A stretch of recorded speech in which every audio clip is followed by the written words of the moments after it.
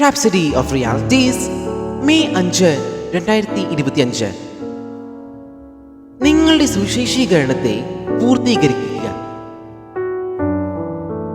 ഇപ്പോൾ ജനിച്ച ശിശുക്കളെ പോലെ രക്ഷയ്ക്കായി വളരുവാൻ വചനമെന്ന മായമില്ലാത്ത പാൽ കുടിപ്പാൻ വാഞ്ചിപ്പിൻ. കർത്താവ് ദയാലുവെന്ന് നിങ്ങൾ ആസ്വദിച്ചിട്ടുണ്ടല്ലോ.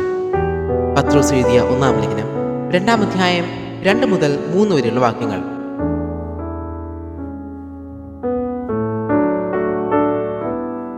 നിങ്ങൾ ഒരു വ്യക്തിയെ ക്രിസ്തുവിൽ മാത്രം ലഭ്യമായ രക്ഷയിലേക്ക് നയിക്കുമ്പോൾ ആദ്യഘട്ടത്തിൽ അവർ ആത്മീയ തലത്തിൽ ശിശുക്കളാകിയാൽ ദൈവവചനം പഠിക്കേണ്ടതുണ്ട്.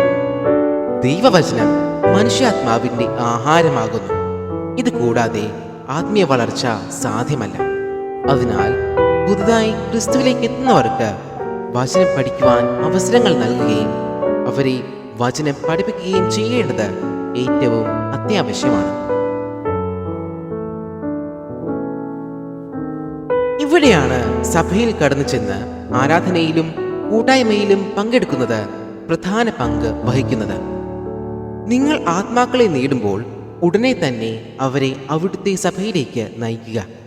അവിടെ അവർക്ക് കൂട്ടായ്മ ആചരിക്കുവാനും ആത്മീയമായി വളരുവാനും സാധിക്കും. ഇപ്രകാരം ഒരു സഭയിലേക്ക് നയിക്കാതെ ഇരുന്നാൽ അത് ഒരു കുഞ്ഞിന് ജന്മം നൽകി ആ കുഞ്ഞിനെ ആശുപത്രിയിലെ പ്രസവ വാർഡിൽ ഉപേക്ഷിച്ചു പോകുന്ന ഒരു അമ്മയുടെ പ്രവൃത്തി പോലെ ഇരിക്കും. ഇത് തികച്ചും യുക്തിഹീനമായ ഒരു നടപടിയാണ്. അവരോട് ഏതെങ്കിലും നല്ല ഒരു ആരാധനാലയത്തിലേക്ക് പോകുവാൻ പറയരുത്. അത് നിങ്ങൾക്ക് ഒരു കുഞ്ഞുണ്ടായിരിക്കെ ആ കുഞ്ഞിന് ഏതെങ്കിലും ഒരു അമ്മയുടെ അടുത്തേക്ക് പോകാം എന്ന് പറയുന്നത് പോലെയിരിക്കും. അതിനു പകരം അവരെ നിങ്ങളുടെ സഭയിലേക്ക് കൂട്ടിക്കൊണ്ടു പോവുക. ആ വ്യക്തി യേശുവിനെ പറ്റിയുള്ള നിങ്ങളുടെ സന്ദേശം വിശ്വസിച്ചുവെങ്കിൽ നിങ്ങൾ ഏതെങ്കിലും ഒരു സഭയിലെ അംഗമാണെന്ന് അദ്ദേഹം അറിഞ്ഞിരിക്കുമല്ലോ.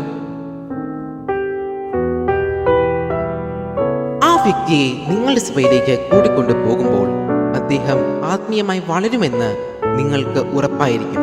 കാരണം ആ വ്യക്തി കേൾക്കാൻ പോകുന്നത് എന്താണെന്ന് നിങ്ങൾക്കറിയാം. നിങ്ങളുടെ സഭയിലെ ഒരാളുമായി ആ വ്യക്തിയെ ബന്ധിപ്പിക്കുക. അത് സഭയിലെ ഒരു പ്രധാനിയോ അല്ലെങ്കിൽ പാസ്റ്റർ തന്നെയോ ആകാം. അദ്ദേഹം രക്ഷ നേടിയതിൽ നിങ്ങൾ സന്തോഷിക്കുന്നുവെന്നും മറ്റുള്ളവരും അതിനെപ്പറ്റി സന്തുഷ്ടരായിരിക്കുന്നുവെന്നും അദ്ദേഹത്തെ അറിയിക്കുക. നിങ്ങളുടെ സുശേഷീകരണത്തെ പൂർത്തീകരിക്കുക. ക്രിസ്തുവിലുള്ള വളർച്ച പ്രധാനമാണെന്നും സഭ അവരുടെ ആത്മീയ വർധനയ്ക്കായുള്ള ഏറ്റവും അനുയോജ്യമായ ഒരു ഇടമാണെന്നും മനസ്സിലാക്കുവാൻ ആ വ്യക്തിയെ സഹായിക്കുക. നിങ്ങൾ ഒരു പ്രാദേശിക സഭയുടെ മെമ്പർ അല്ല എങ്കിലോ ഒരു സഭയ്ക്കായി അന്വേഷിച്ചുകൊണ്ടിരിക്കുകയാണെങ്കിലോ നിങ്ങൾക്ക് ഈ പുസ്തകം സന്ദേശം നൽകിയയാളെ വിളിക്കാം. അല്ലെങ്കിൽ കൂടുതൽ വിവരങ്ങൾക്കായി www.christembassy.org എന്ന വെബ്സൈറ്റ് സന്ദർശിക്കാം.